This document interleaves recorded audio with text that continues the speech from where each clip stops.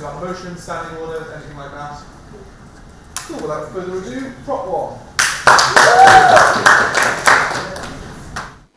In opening government today, we do believe that there is societal value and there is personal value to be gained from religion. However, we believe that specifically there are also big problems with religion, specifically its influence on politics and its coercive aspects. We believe that specifically providing monetary incentives to religion makes those elements of religion worse while not actually benefiting those positive elements of religion, which I'm going to explain in my speech. I'm going to have 3 points. I'm going to first of all explain to you why the core essence of religion, the thing about it that we like, does not necessitate in any way state funding or funding in general. Secondly, I'm going to explain to you why when we do this, we necessarily corrupt religion and politicize it. And thirdly, I'm going to talk to you about coercion, why we believe that this is not a legitimate use of taxpayers' money.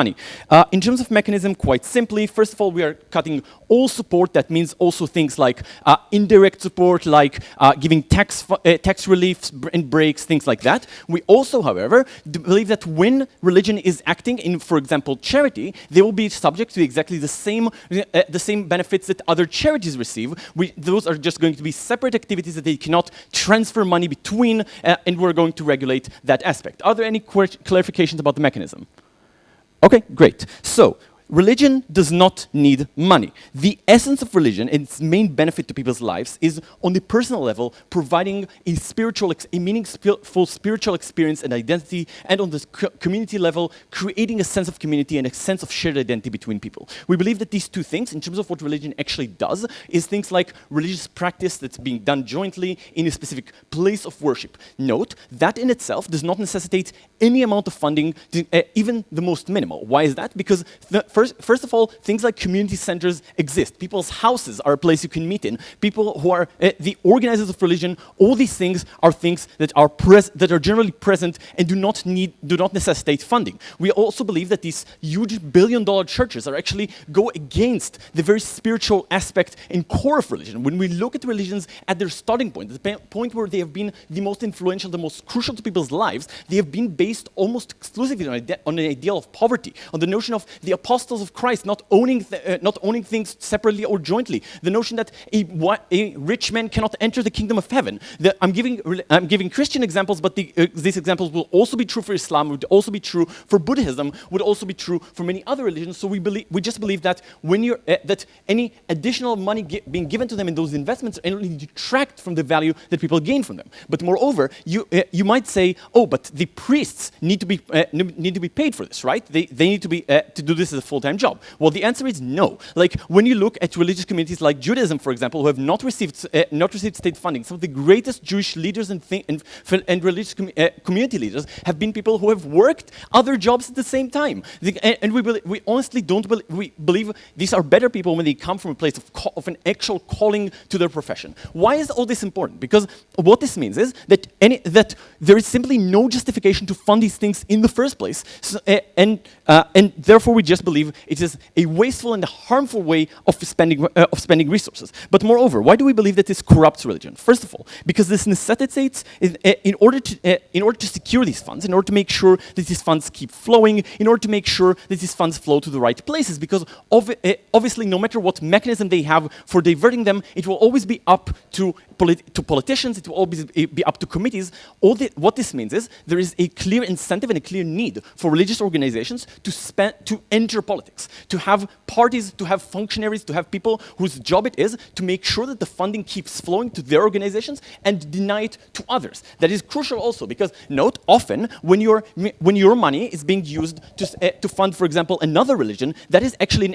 could be an act of sacrilege if you believe these other people are adulterous, are pagans, and so on, and that means you have a clear incentive of blocking them. When we see, for example, the way Islam is being treated in some Christian circles, the way more Reformed Judaism is being treated by Orthodox Judaism in Israel, all these what this means is you have the clear incentive and necessity for religion to enter politics, which we believe makes first of all religion worse in the sense that it becomes more politicized, that it has to have political agendas, that it has to call on its supporters to have specific political views. All these things mean you just create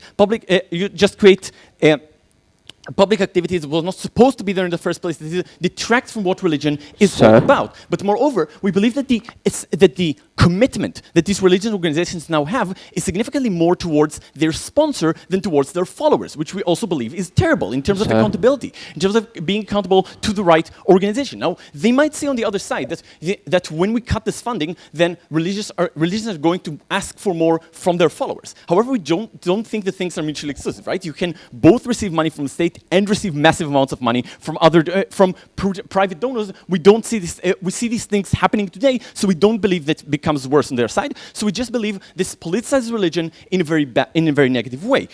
Before I go on, I'll take opening. Sure. Do you believe that people have the fundamental right to practice their own religion, not under the influence of coercive forces to do otherwise? Okay. First of all, we believe that, as I'm going to explain, there is significantly more coercion on your side of the house. Secondly, I've already explained why the access to this does not need to be state-funded, because it's very easy to access. Religions have been around for a while, and notice if what they want to talk about is people funding their own religions or their own religious doctrines. These things usually don't get funded by the state to begin with for exactly the incentives I've just described on how these things work. It goes to people who have more power. It goes to people who have more influence. So let's talk about coercion, because we say that the act of taxation is in itself highly coercive, in the sense that it's basically an institutionalized form of armed robbery. If you really think about it for a second, like we take away people's money in order with a threat of jail, with a threat of violence being exercised on them by the state. The main justification, the only justification we have to do that, is the notion that this provides a certain common good. That's something that's objectively good, that people can agree we prefer to live in a society where this thing happens. Why is this not the case for religion? 3 reasons. First of all, the reason I explained in my first point, which is this is just not funding that's necessary. Second point, more importantly, is the notion that religion is a very controversial issue. Many people see religion as a force of oppression. We do not objectively know if they are right about this or not. What we're saying is for many people it is, and forcing them to give away their money forcibly by violence to this organization is horrible. Thirdly, as we said about the notion of if I'm actively contributing to a religion I don't adhere to, a religion I believe is pagan, and I'm from another religion, that is a massive coercion on my own freedom of religion, because I'm literally practicing idolatry and forced to do so by the state. For all these reasons, we are very proud to propose the motion. Thank you very much.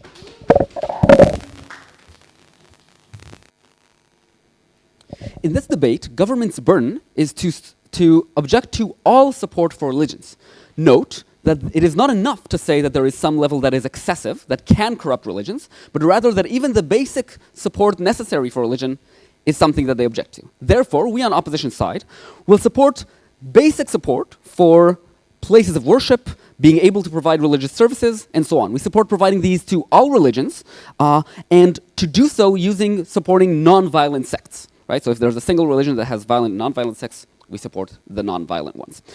I'm going to talk to you about 3 things. 1, why funding is necessary to practice and to preserve your religion. Secondly, how this affects minority religions and how this is a large abuse of their rights. And lastly, the importance of this support to stabilize society. But first, let's talk about what we heard from Eyal.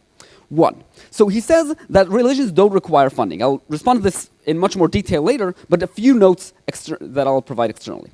1, note that the values of you just need to share a community and be with other people and that's all that matters is an incredibly secular view. We believe in religious rights not because we think it's just to have a community. Otherwise we could have after school specials and everyone could go to a Christian community. We believe people have the right to their own religion because according to their own faith, which we cannot disprove, they will go to hell if they will not support. So just because Eyal's goals can be achieved using just a room where people can work together, that doesn't mean all religions can. Secondly, note that even those goals are not true that they can be achieved easily and without funding in rural areas. If you're in the city center where there's tons of people around you for that community, that's fine, but that's not always the case. And lastly, note that, okay, I'll talk about the rest in my point.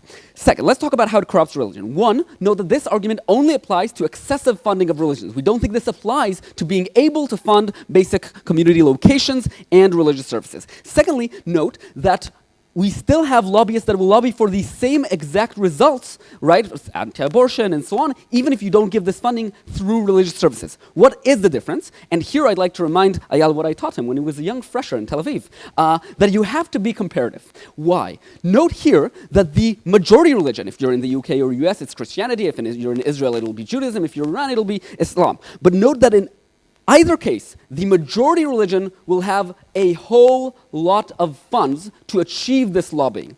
The only difference here is that now we have a law that makes sure that the interests of different groups, and especially minority groups, are also represented. Lastly, it talks about coercion. Two things. One, note that this argument is inconsistent. On the one hand, they try to claim that religions are important and they're just better without funding, but note that this argument is an argument to abolish the allowing of parents to teach their children religion because it's so coercive. We think they need to decide on a principled line. Secondly, note that in the coercive property of taxing, even though people aren't part of that religion, applies to anything that we do with government funding, including healthcare and so on. And lastly, note that again, the most important point is the comparative here.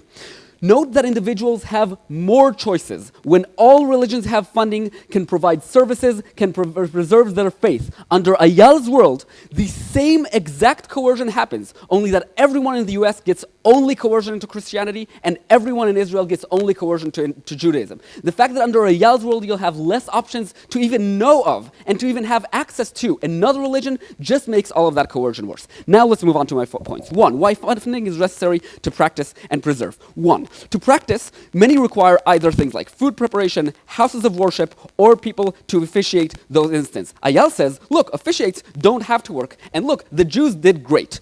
But we think that though the Jews still exist, we think the vast majority of religions that have come up have died out over the years. Why? Because it's hard. Because it's hard to have officiates if they, A, if you want them to actually understand religion, not have to work day in, day out, and B, it depends on how poor your community is. If Jewish people manage to fund their own officiates, that's great. But we think many cultures don't, and that means they can't practice your religion because of your policy. Secondly, let's talk about preserving your religion, because it's fine that you can physically go into a room, but if parents don't have the ability either via schools, via art and culture, or just by resources, they can't make their children actually remember or care while they're being bombarded by the majority culture on TV and at school, we think they effectively have no ability to preserve and retain their religion. Let's talk specifically about how this affects minority religions. One, note that we're taking away their very basic minority rights. And Ayal, other than his inconsistency, seems to accept this when I give him a POI because he tries to say that we're just making it worse. He seems to accept the point that that people have a right to practice and continue their own religion. Note that A, majority religions will have a large amount of funds. I'll take you in a moment. Secondly, note that the majority can and often will proselytize. This, on the first hand, includes the population itself, right? As part of Christianity, proselytizing is a part of a positive thing that they want to do in the religion. And secondly, it means that governments can do it themselves. There could be other government laws that try to pressure people into a certain religion. There can be laws that are not intentionally proselytizing, but do so, right? This is our country's history, therefore we have to teach this history. It serves the majority of the populace, that's why we teach it in public schools. And even if there's no law, in most countries in the world, officials like on the ground will make it more difficult for a minority religion, whether it's teachers or whether it's the bureaucracy, which will treat people differently. All of this means that there is, in the vast majority of democracies, a price to pay for being a minority citizen, both financially and in living day in their lives. That means that if you're a minority, then often you don't have the resources to support your own religion, and you have an enormous imbalance of funding and power and structural power that makes it difficult to practice your own religion. Yes? So as long as we show that followers of any religion will have enough to meet the basic standards of not going to hell, opening opposition will be satisfied? No, we've also talked about the ability to preserve your religion for your children and so on, but you do also have that burden.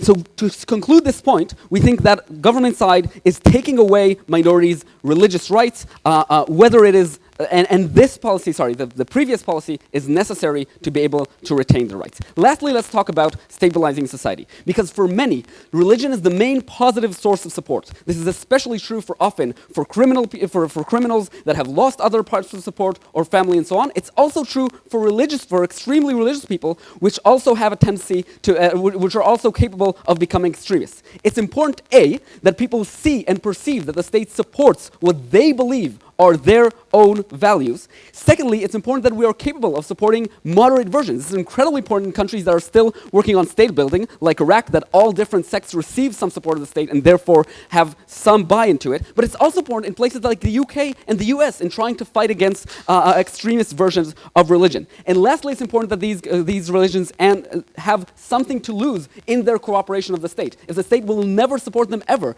there is never any incentive for them not to go in more extremist directions. For all these reasons, we beg you to oppose.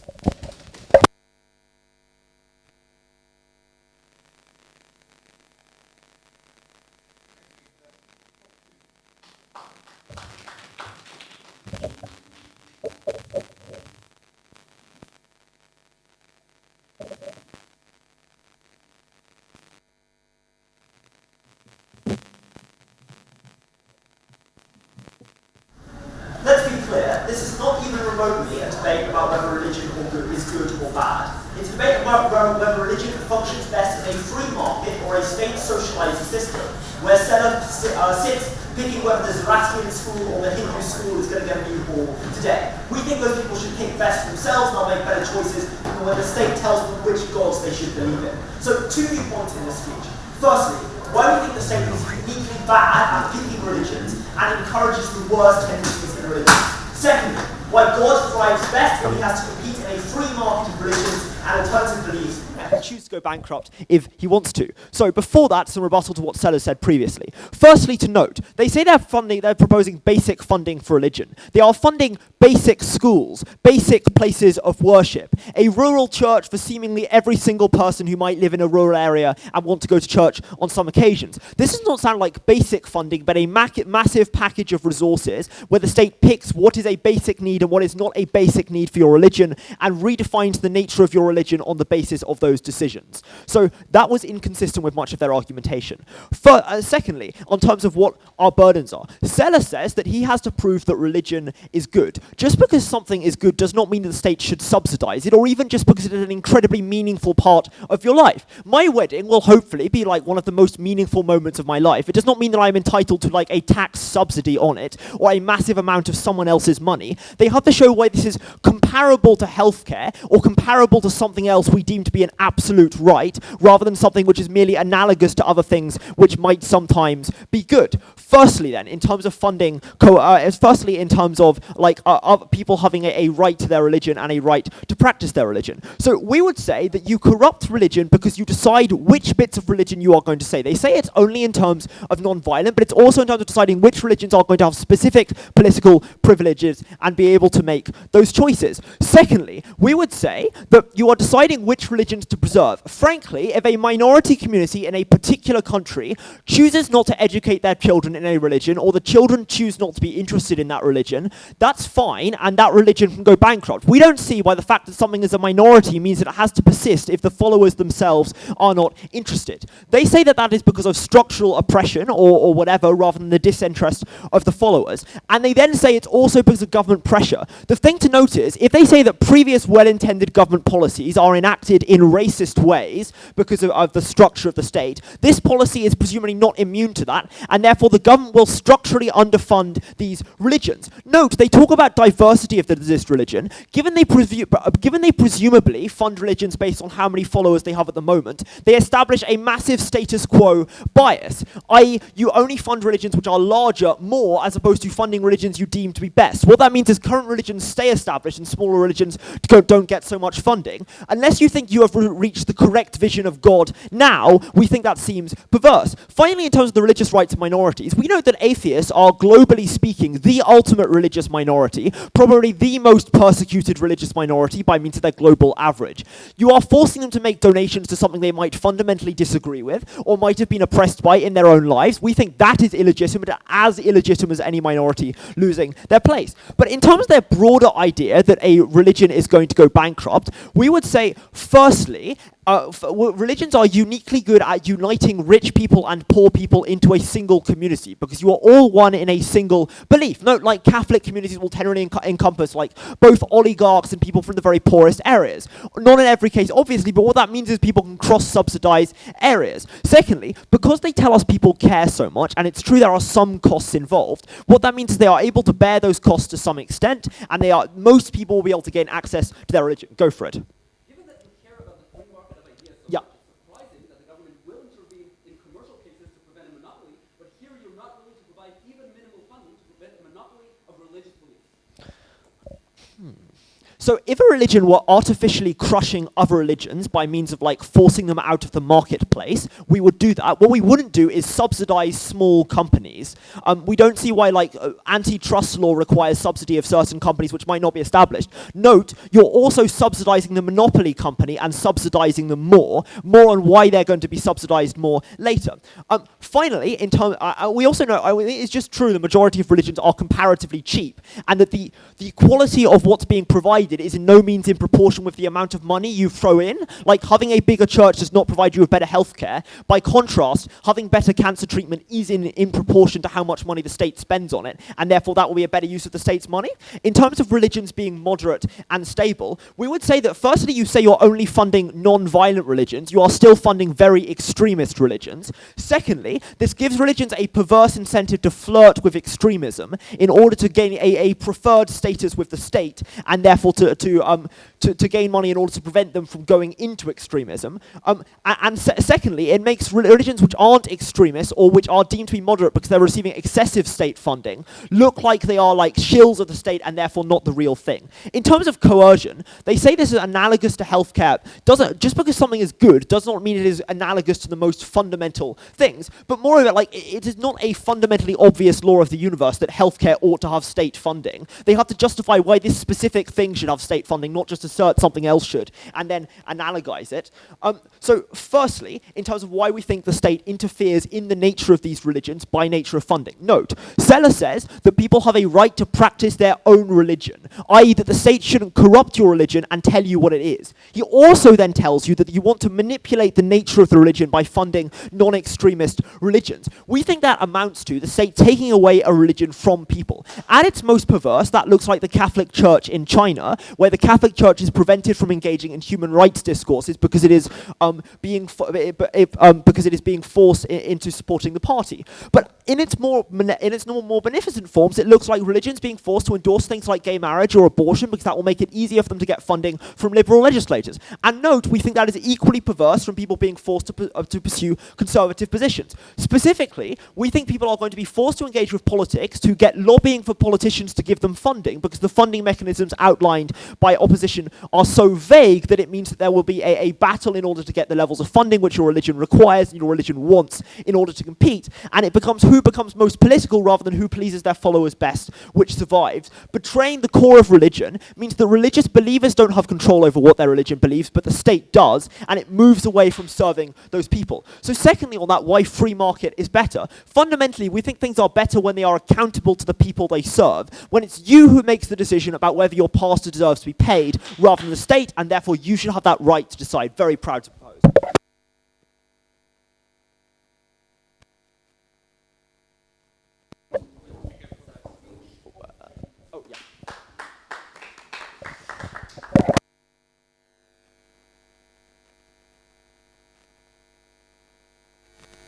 Want a new iPhone, or I really want a new computer, I really want to go on a holiday, and I can't afford it, I don't get it. Boo, that's sad, poor me. In a free market, that's fine. But if you apply a free market to religion, if my community can't afford to support a place of worship, or can't afford to support the ability for me to practice in terms of adhering to sort of the food regulations or those sorts of things, then I can't practice it. In a free market, under their solution, I don't have access to religion. But the problem with that is it strips away my right to practice freely and access a fundamental right. That's why applying free market logic to religions is incredibly difficult. So I'm going to look firstly at the core justification and go through those and talk about why funding is necessary. Then I'm going to look at this corruption of religion arguments, and then I'm going to look at, finally, state involvement, the extent to which getting the state involved is the kind of affects religions. In terms of the justification, we told you it's of absolute fundamental importance. So it's not enough for Rafi to stand up here and say, well, you know, my wedding's really important to me, because he's missed that his wedding is not necessarily a spiritual touchstone which underpins the way he lives his life each day, the way he engages with his community, and the structures of his worldview and his well-being. Religion, and it's hard for us sometimes to think, to even conceptualize if we're atheists or if we're not used to it, but religion is in absolute fundamental importance to a lot of people, to the extent that we say it ought to be considered a fundamental right that needs to be positively enabled. And a lot of their argumentation suggested that they at least believe the same thing, because they were defensively trying to argue that you can still have that right, it's still cheap enough, and you don't need funding. What we're saying is that that right has to be provided to people, and if funding is necessary, then we have to win this debate. So why is funding necessary? Well, a lot of the arguments from that side of the house were reasonably flippant. All you need, they said, is a house, and people have houses, people have rooms, infrastructure exists. You don't need to pay priests, and maybe and there'll be enough rich people in your community to donate or contribute enough to cover it. Well, those are all reasons why some religions, in some circumstances, might be okay with no funding. So religions that already have that existing infrastructure, or religions that already have quite a large amount of wealthy people. But it's not true for every religion that there are sufficient individual wealthy private people, particularly when the practice of religion is often segmented into particular areas. So where a large religious community in one particular area might be made up of completely low socioeconomic people. But secondly, it's not true that you can assume that the model of Christianity where someone just preaches in a front room applies across all religions, because we know that there are other kind of regulations, right? For example, wider practices like the provision of halal and kosher food. Things that are quite expensive and quite difficult for people to do, particularly if they have access issues and they're living in areas that aren't urban, or they're living in areas that aren't, with the majority of those sorts of things. So it might be quite easy to access kosher food in Israel, but it might be a lot harder to access kosher food in other countries for small Jewish communities, and they might often need some kind of support with that. At the end of the day, it's not just the basic aim of going to hell, as they called it in a PY, that people are trying to avoid with religion, but it's a set of wider practices and ways of living your life, which in many cases does need additional funding.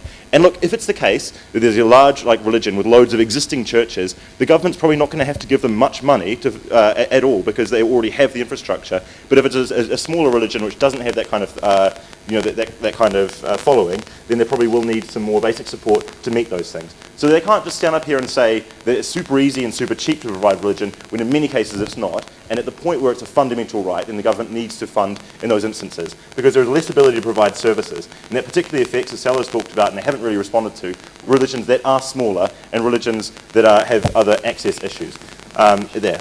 Let's look then at this idea of whether it's coercive. So even if it's true that you need this to increase access, they told us, well, tax is theft, it's coercive to make atheists give money to religions. Well, I think that fundamentally misunderstands the way that we need to think about taxation. It's a sort of paying for communally valuable things. And you can never have a system where everybody agrees with the distribution of the government money absolutely. You could use their own logic and say, well, at the moment, if your government funds contraception through the healthcare system, and you have religious people paying tax, and they fundamentally disagree with that, then you have the same kind of coercive kind of impact. So the government is always going to be funding things that some people very strongly disagree with. That is not a reason just to say that it shouldn't fund religions. Let's talk about the corruption of religion, the second point I wanted to say, that the point you provide funding, firstly they said it politicizes it. Well, as Salah said, and they didn't respond to, there's political incentives for religions to be involved in politics for policy reasons, if they have particular views about, for example, the provision of alcohol, or particular views about laws around sexuality and those sorts of things. So there's no impact as to whether there's funding or not on the level of politicization that religions are going to have. But secondly, it does condition their behavior around money. So a religion at the point where it has no funding has to actively go out and ask for money from its flock. They basically said, well, it's mutually exclusive. They're still going to want more money to do that. Well, it's much easier to justify, trying to get as much money off people when you need it to provide basic services. If the services are there, we think most religions won't need to ask for excessive amounts of money from their followers, so their behavior is going to be better when they can provide those basic services there. I'll take closing. Okay, if religion is so important to people, would you pardon someone who committed a crime against the state if it matches his religion? Sorry, if it's, what was the last bit? If someone went against the state because his religion told him. No. It's we would continue to prosecute that person. We wouldn't make an exception for them in the state. I don't quite understand why it's important.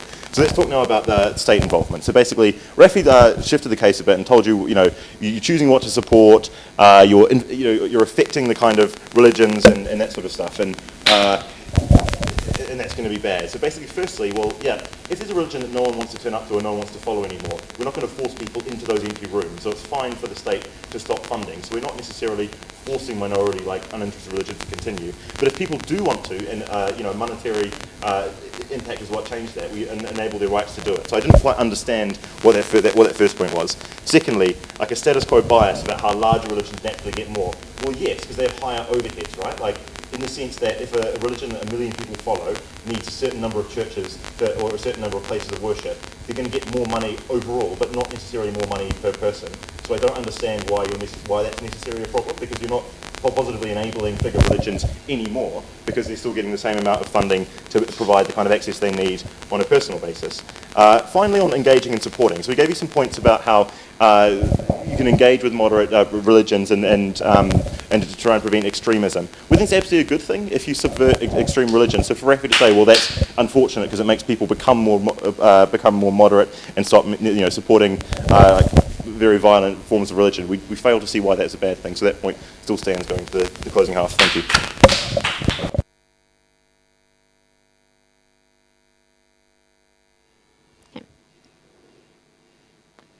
Two points in extension. The first one on why we think there are more chances of creating state religions and why we think that this would create less critical thinking within the believers and less ability to go against the state once we have this combination. Second point is why we think that there are certain religious values that are against the values of the state, and by giving money to religion, we are actually encouraging that, meaning shooting us in the foot and not only taking taxpayers' money. But before that, a rebuttal to what we hear. Notice that OO does not get a fiat on picking and choosing a religion. They need to go with the status quo. In status quo, the state gives according to criteria that don't necessarily have to do with extremism. That is why we see Turkey funding religions that are more on the extreme. That is why we see Israel funding more of the ultra-Orthodox and not the reformist Jews. Secondly, they have a contradiction there. They say, on the one hand, we're going to pick and choose whatever religion we want, but on the other hand, they say, well, look, but we think that religion is so important as a whole, and we cannot go and say that certain things in religion are good and certain things are bad. You cannot do that. If you want to adopt religion as a whole, you need to adopt religion as a whole and not start intervening within it. So we think that a lot of your logic does not stand. Secondly, about the idea of a monopoly. So first of all, notice empirically, this does not happen. Why? Because politicians, the state, are people, and they have interests. Some of them are racist. Some of them have to do with different ethnic groups. That is why we see that in Malaysia there is more support for only one form of religion. That is why in Israel there is more support for one form of religion, and so on. So we think that even if you start at their basic case of we are going to help everyone, they're not going to be helped equally, and there is going to be a bias just according to the lines that they are afraid of so much. Second thing about the idea of monopoly, notice that first of all, they have an assumption that the small religions would not survive, and we say that this is pretty odd. We don't understand why you can't have your believers pay for the things that you want, especially if you're a minority religion. Secondly, if you have a problem with minorities not expressing their culture, help only the poor minorities. You don't have to fund all religions with a blanket policy, just like that. And thirdly, they have an assumption that if you are a very small religion that requires a lot of money from the state and cannot be funded and by the diaspora or the believers and so on, it's a good religion. You know what it sounds to me like? Extremists, if they cannot raise the money, and these follow under the criteria that they don't want. No, I think it's ridiculous what you're saying, and with all due respect, food does not cost that much because you have volunteers preparing it for you. So we don't think that this is such a huge issue. Now let's talk about the idea of corruption by the state. So already, as I analyzed in my rebuttal, we think that many states would have perverse incentives in promoting their own ideological agenda as to what religion is the best and picking and choosing out of this. So even if you started basic, you can become corrupt there. But we say moreover, religion is a very powerful tool politically as a political ally that you would want to have through the attainment of money. And why is that? First of all, because this is a very effective way of getting people's votes. It is very easy to persuade only the people in charge of the church and only the leaders, and then you would get them to say the word of God in order to be re-elected once again. We see it constantly in Eastern Europe with the Orthodox Church, where they constantly praise the government. Secondly, we say that their messages are uncritical by the believers. Why? Because it is something that God said. It's not a rule made by men. And we say that if they they speak and legitimize the governmental actions, the government becomes much stronger because people would have less of an incentive to go against that because they believe that it is the word of God and not just the word of the priest. And that is why we think that it is very likely for the government to create a dependency on those money, meaning to pour up a lot of money, creating more and more people up in the bureaucracy of the church, and then when something bad happens, to threaten to take that money away, then ruining the operation of the church. Secondly, we say that there's going to be, even if not that, a chilling effect by the church members and by the church hierarchy, because they are going to be afraid of saying anything against the government, because then the government might not want to subsidize them further, or they might be afraid of a new politician coming to power, meaning that they would not even criticize the opposition because they don't know who would be next. And the government can also influence who is being appointed. So we think that this creates a very bad impact in the idea that people would have less of a choice, something that OO is strictly against, because then they would get basically a monopoly of ideas altogether, the state policy becoming God's policy, and people adhering to that in a less critical way, in the ability to discern whether it is good for them or not, because they would not look at this. Secondly, we say that this creates more nationalism within the church, because it would have the interest to promote only the love for the people that belong to that country, to the church, and so on. That is why we see more animosity in places like the Balkans, because they have the church also subsidizing that and seeing that as a message. Before I continue, yes, Paul. For all of that argumentation to be true about how you create financial dependence on the state in order to have your religion divided, that all depends on religion being costly. So do you thus concede that...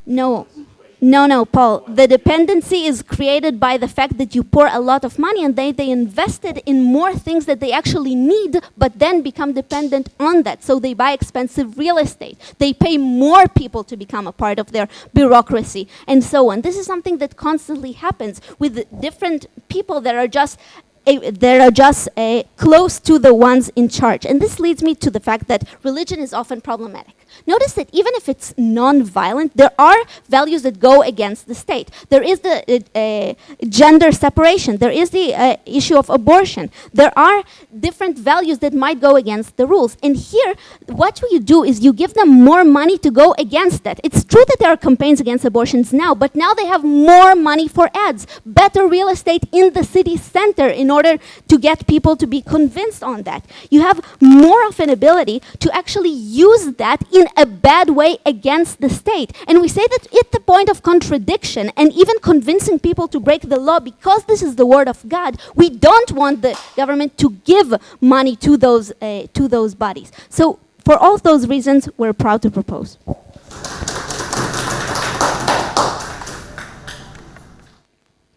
Okay, Mr. Speaker, I think that in this debate, none of the side has been talking about the idea of transparency, because if you are worried about the fact that the religious institutions or the churches misuse the money, I think it is basically I think that what you can do is to reinforce that transparency so that they can use the money correctly, right? So we don't think there has to be such an extreme policies like you ban all the funding that goes towards the religious institutions. We think this is an inappropriate policies to begin with. But what is the extension coming from the closing opposition? We think that the closing opposition will address the issue of secularism. We will prove to you why secularism will be worsened in the government's policy. And secondly, I will also talk more about the minority religions as well. I will talk about why they deserve to be preserved and why under the government's paradigm, it will the minorities will be less able to be competitive. But let's moving on some rebuttals, right? Firstly, they talk about the religious institutions will use the money for to seek for political dominance. We think that number one, even if you ban them, it doesn't solve the problem.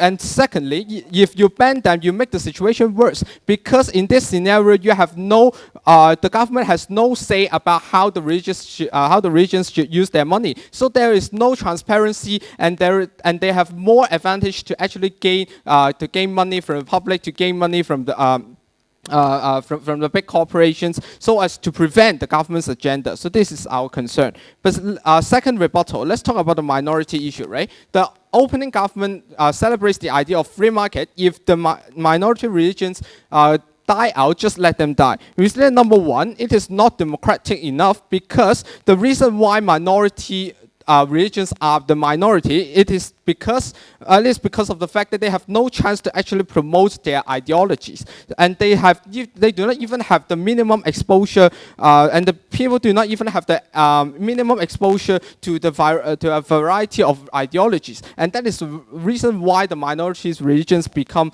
the minority. So that's why it is the responsibility for the government to actually help them, and at least to give them the minimum financial support, so that they could survive, and so that they have the chance to promote their own ideologies. But let's moving on to the third issue. The government is worried about the fact that the government will use that funding as a means for oppression. We think that number one.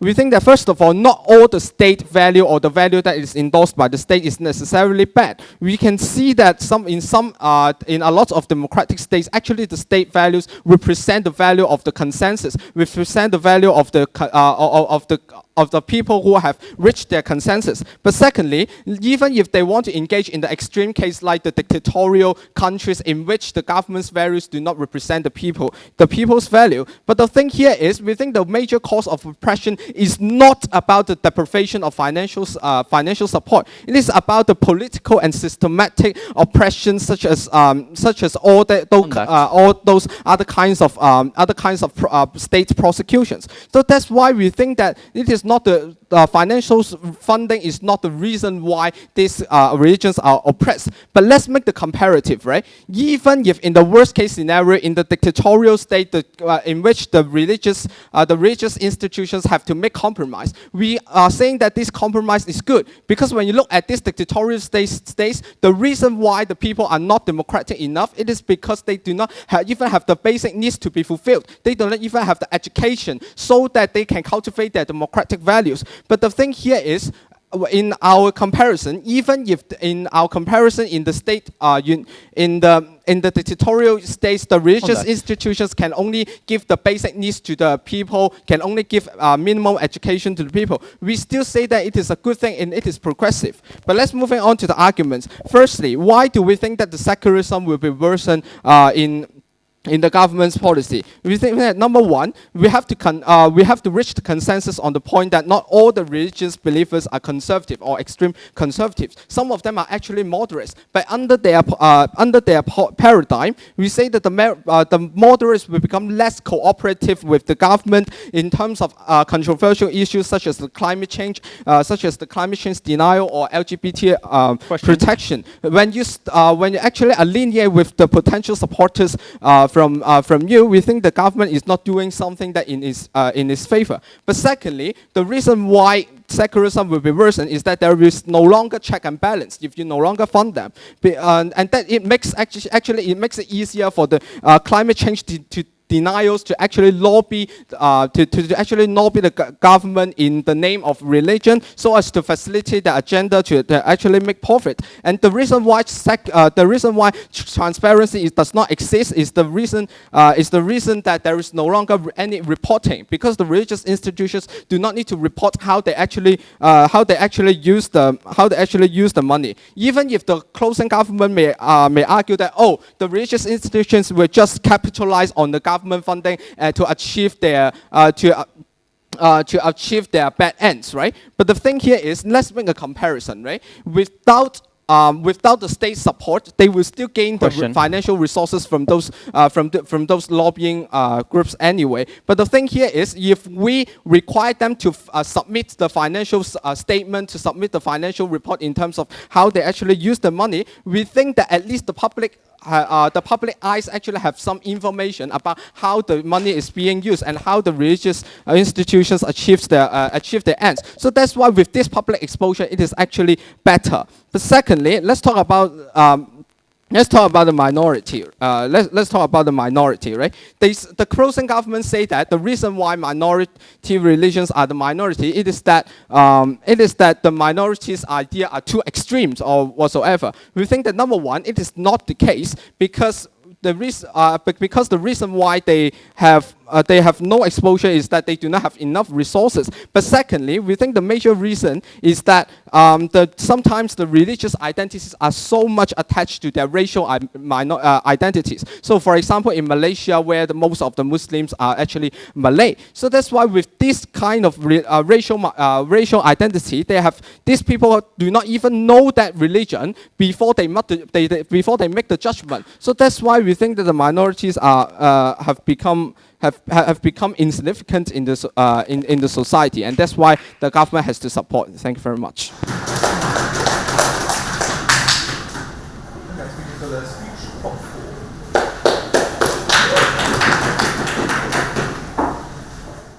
Essentially, we gave you two simple truths in closing. Firstly, that when religion and the state cohabitate and become more and more interdependent on each other, two processes happen. Firstly, the state corrupts the religion. Secondly, the religion corrupts the state. These two simple processes are the most important things that happen in this debate. Monica's proven them to you, and therefore we win. We'll discuss three things. Firstly, we'll have to discuss OO's valiant attempt to try to run away as far as possible from the debate, and to what extent does their fiat extend in covering it. Secondly, we'll discuss the first point I mentioned, and secondly, the second point I mentioned.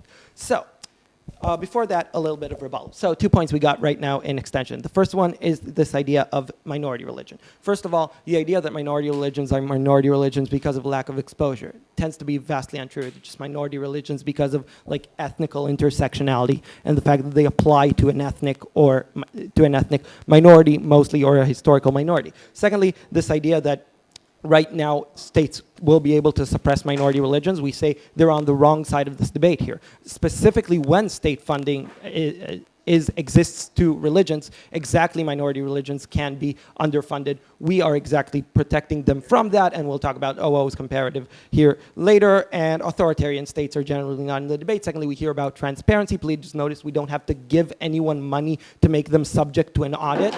We can audit the financials of these religions regardless of whether we fund them or not. And secondly, we're glad that CO agree with us about the idea that religions will have money, but they do seem to be in tension with OO. They are right, but unfortunately in tension with OO, which think religions will be bankrupt and can't finance their own daily bread. So, firstly, this idea of all of the boring technical stuff, and then will religions continue to exist? Here's the thing. OO can decide that they now want to fund basic needs. They're allowed to counterprop that. It's like a smaller fiat. All of this is fine. However, the term basic technical needs, and please notice that Sela is like so useful as to use the word excessive, which is subjective to quite possibly the largest imaginable degree, that these basic needs vary dramatically from religion to religion and from time to time. We say actually, in rebuttal, those necessities tend to shrink and expand with how much money you have. For example, the massive, they keep mentioning like kosher and halal food, the massive expenditure necessary to produce kosher food now did not exist 300 years ago in exile because there wasn't so much money, so the requirements weren't as large. Take, for example, Islam. Again, hijrah. Having to go to Mecca from Indonesia or from Malaysia obviously was not possible in past times. So really, we think that exactly what those basic needs are is something which is exactly subject to debate.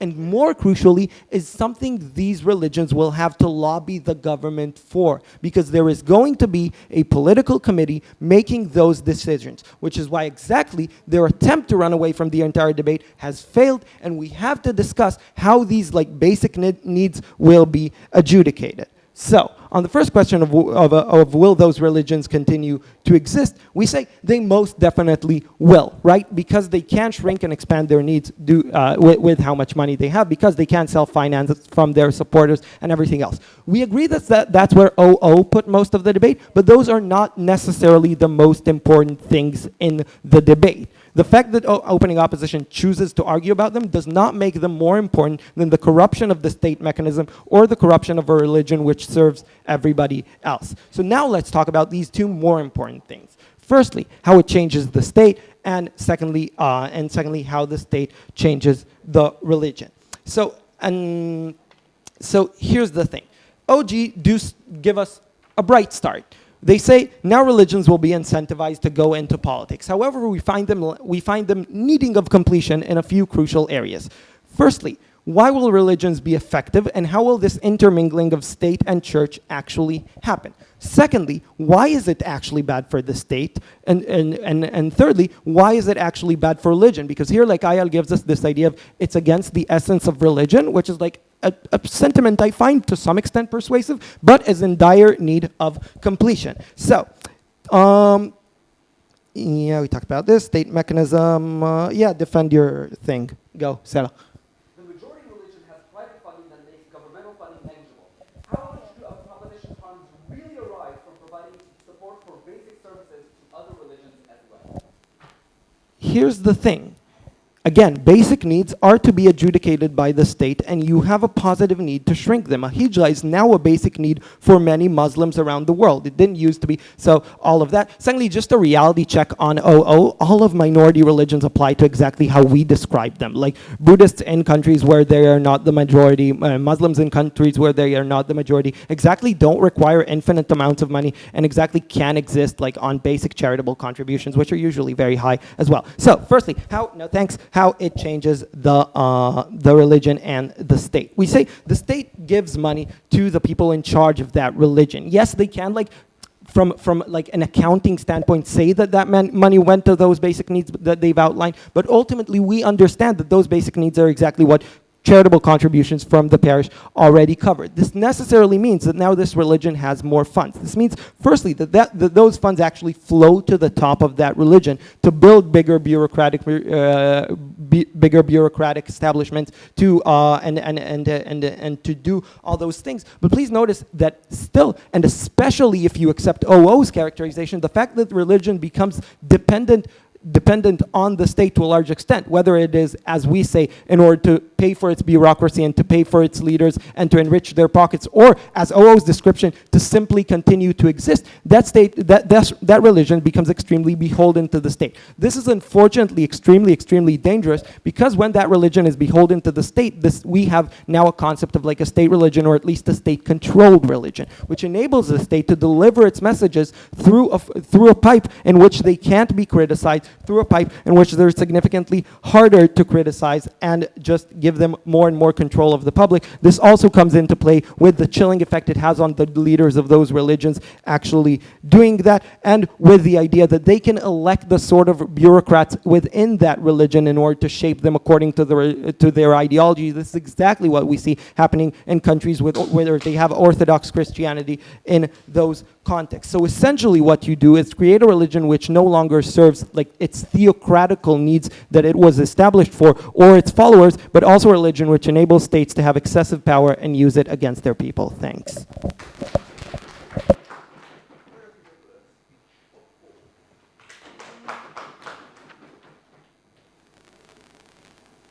Mr. Speakers, I'm gonna rebut to our closing government first. So I think the closing government mainly hold the idea of how the state corrupts religion and religion corrupts the state, right? So we do believe this kind of relationship, corruption is such a very extreme case. So we see when the state and the religion are cooperating with each other, when they do have this kind of financial relationship, but during the cooperating process, each kind of party is going to be influenced by each other. And we think this kind of influence is a good thing. So we do want state to be influenced by religion. We want the state to be more considerate when they are considering a lot of different kind of policies. And we do want the religion to be regulated by the state. We want the state to intervene with their internal issues like the extremism in some Muslim or some terrorist attacks. So we do believe when the government actually stop this kind of relationship, stop this kind of financial cooperation, the government has already lost its process to actually negotiating with this kind of religion, and therefore the government does not have a say. But before I come to the clash analysis, let me re-emphasize why on closing opposition we think it's actually principally justified to say that the government side is not democratic. So firstly, we do believe all these kind of financial privileges are actually justified because they are not profit-making making coffee making organizations. They do good to people. They do good to people. They do serve the minority, and they do cater for the part that the government actually ignore. So we do believe when these kind of organizations, these kind of privileges are granted, that are really justified. And moreover, we think this kind of thing actually also specifies this government's emphasis in kind of minority religions, right? So if without this kind of subsidy, I think both of our opposition teams have already told you this kind of minority will die out, and this will be very harmful. This kind of coercion to these kind of people will be further. So moreover, we think that we really want to doubt what the government wants to achieve at the end of the day, right? So firstly, they tell you they want the free market of religions. They want the extreme religions die or anyhow, right? So we do believe even after the policy, this kind of fair competition won't exist, right? So the dominant religions were still going to be the dominant religions, and the minorities are still going to be minority and even die out. And even if they are accusing us of some kind of funding extreme religions, right? So we do not think that is the case, because what the government is funding all along is we are always funding this kind of moderate people. We support their belief and we share the feeling of having a belief. So we do believe when in this kind of scenario, when the subsidy actually means a lot to these kind of minority groups, we do believe it is justified. And yes, opening. Yeah. So the only reason for opposition of why funding is necessary is poor people can't access religious services. No, the state already provides poor people with money, which they can spend however they choose if religion is important to them. However, if religions can survive without funding, most CG's harms probably don't happen either. So even if we leave this kind of here, right? So what the closing opposition want to argue is that we think the core problem of this issue is about the transparency, right? So it is not really about the money problem. It's not really about we give the religious organization money or not. It is actually about whether the religion organizations can use the money in a very proper way, right? So let's see under their paradigm, right? So all these kind of religious organizations do not have any incentive to report to the government to tell them what we have done and to worsen this kind of hierarchy scenario, because for example, like Christians, they have very big donors. The government funding is a very small part of their income, right? So we do believe when the government do not have any say in this kind of financial process of a religious organization. This kind of religious organizations, if as portrayed as the government as that evil, are not going to report the true financial statement to the public. So that's why we think this kind of transparency is really the problem. So what we should do is not avoid the problem, but actively solve them. So if we actually compare the scenario under both sides, right? So we think the government side, what they want, the free market won't exist, the corruption is not going to ease, because we think these kind of religions will get the money anyway, and the transparency is not fostered and is not regulated by the government. So what's moreover, we think that what the religions lost more is what the religion actually lost the government and religion relationship, and it's a healthy relationship and not as evil as CG actually portrayed, right? So we think the money incentive is not shallow to capital investment. This kind of money incentive is for the religious organizations to want to behave to the government and to behave themselves and to get the recognition of the government and get this kind of subsidy. So we do believe this kind of religious relationship is very good. Yes.